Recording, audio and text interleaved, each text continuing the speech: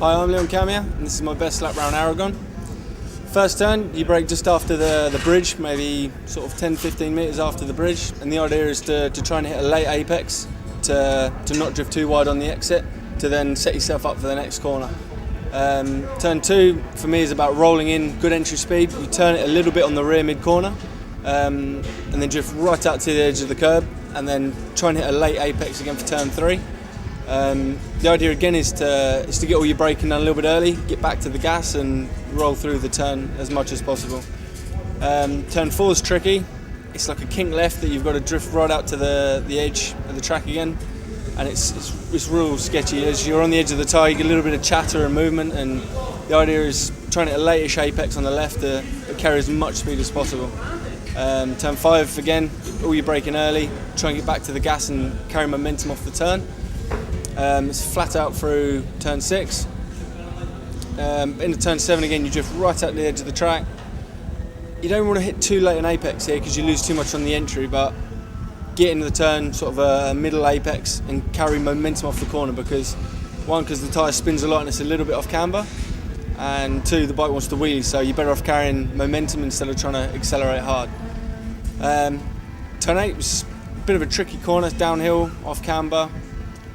So here again is you've got to brake sort of hard as you can upright, get the bike nice and settled, and just try and carry a good piece of momentum through the first part, but also don't drift too wide to mess yourself up for the second part of turn 9 really.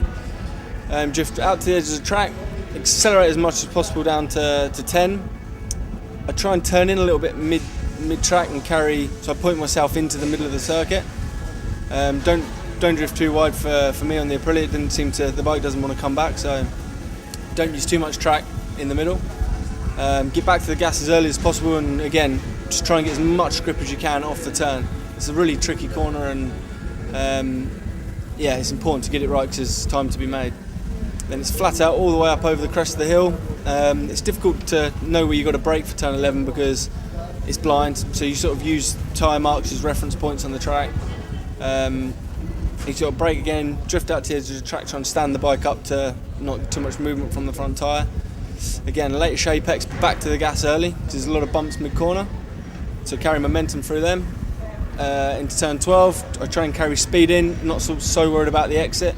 I'd sort of turn it a little bit on the rear, just to straighten myself up, but pretty much just carry momentum in.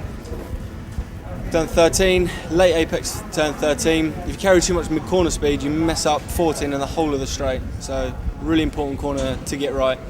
A lot of the corners here lead into another one, so it's important to set the corner up early and to get it right.